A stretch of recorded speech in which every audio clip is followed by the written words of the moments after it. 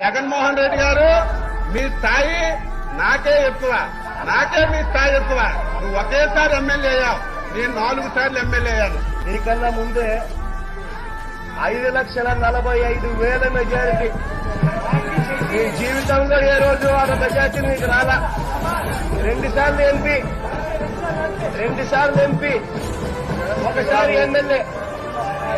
5,45,000 majority. ఇక్కడ ఉన్నవాళ్ళు చంద్రబాబు నాయుడు గారు తల కింద పెట్టి పైన కాలు పెట్టినా కూడా మెజారిటీ రాదు. అది నా స్థాయి, అది నీ స్థాయి.